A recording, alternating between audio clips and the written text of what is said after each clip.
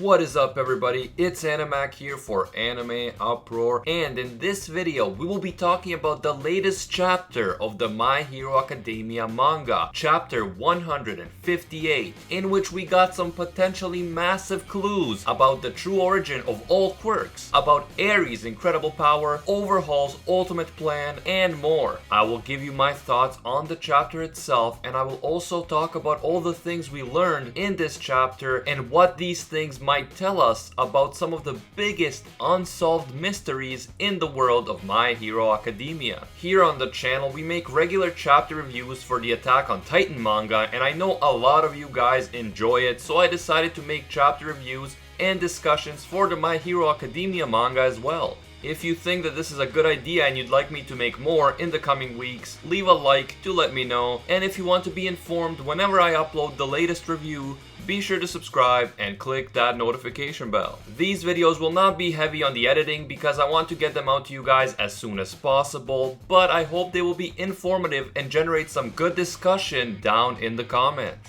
And of course, this should go without saying, but I'm gonna say it anyway, these are chapter reviews of the latest chapters of the manga, so of course they will contain plenty of manga spoilers. If you are not caught up to the My Hero Academia manga, proceed with extreme caution.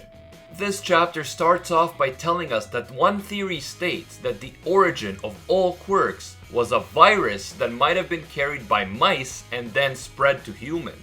Because of this theory, Overhaul has come to think of quirks as a disease, and he plans to eradicate them using Eri's power. And in addition to his germophobia, Overhaul also knows that if he can take the quirks of the pro heroes away from them, then suddenly the Yakuza once again becomes a relevant criminal organization, since it was the pro heroes who managed to curb their influence so long ago. Eri's incredible quirk is to rewind the state of the human body, so she can actually rewind a human body and human genetics to before a quirk manifested, essentially making the person quirkless. Overhaul sees the power of Eri's quirk as a way to destroy the entire hero society, which is so dependent on individuals with powerful quirks. All of this stresses to us how important Eri is for the story, why Overhaul conducted all those brutal experiments on her, and why it is so crucial for Deku and the others to rescue her from Overhaul's control. In terms of the quirk origin theory,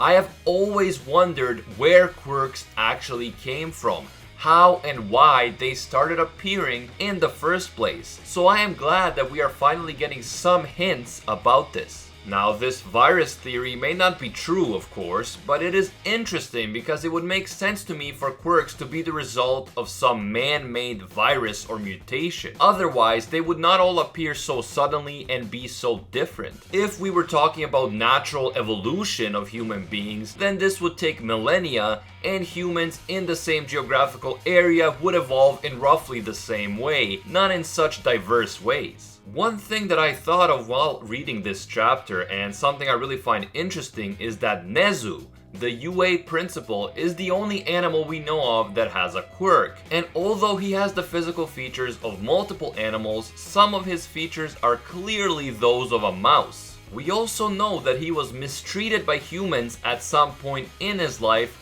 and for this reason, when he is in combat, he can be very devious and he enjoys toying with humans. So I wonder, what if Nezu was one of the mice with the virus who was experimented on by humans? Perhaps humans injected him and other mice with a virus that they wanted to use to give humans superhuman powers, create super soldiers for the military, or something like that. But then this virus somehow spread to the next generation of humans from mice, and this is the true origin of quirks. Now, of course, we don't know how old Nezu is. If he ages normally, then he would be too young to have been around when quirks initially started manifesting. But if for some reason he lives longer than the average human, due to some mutation, due to his quirk, for whatever reason, he could potentially be directly connected to the true origins of quirks.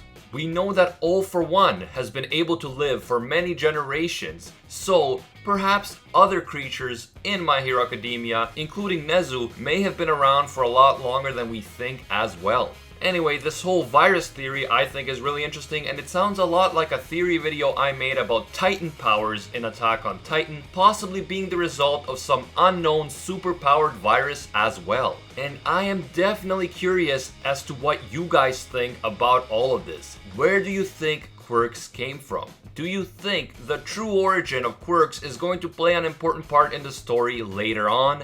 Let me know down below. At the same time that we're getting all of these interesting clues and info about Overhaul's background in the chapter, we are also seeing the epic battle between Overhaul in his fused form and Deku, who with the help of Eri's power is using 100% full cowl to face Overhaul. We also see that Team Ryukyu is trying to save the injured Sir Night-Eye by evacuating him from the scene and taking him to an ambulance. We learn that in the past, despite the Yakuza boss's instructions to stay away from quirk-altering drugs, Overhaul decides to use Eri's power with the goal of ridding the world of powerful heroes and trying to restore the Yakuza's former place in society. An interesting thing that Overhaul says in this chapter is that he wants to make money both from selling bullets that erase quirks to criminals and from selling a serum that rewinds the damage and restores lost quirks to the heroes. This would of course mean that the Yakuza would be making money on all sides, which is a solid business plan, but the Yakuza boss tells him that using Eri in this way is unacceptable. Of course, we know that Overhaul disobeys this instruction, but I find it very interesting that Overhaul mentioned a serum that can restore lost quirks. We don't know if this serum already exists at this point, but this could be a big hint that a serum either exists or will be developed in the future, which would mean that our boy Mirio could still get his quirk back.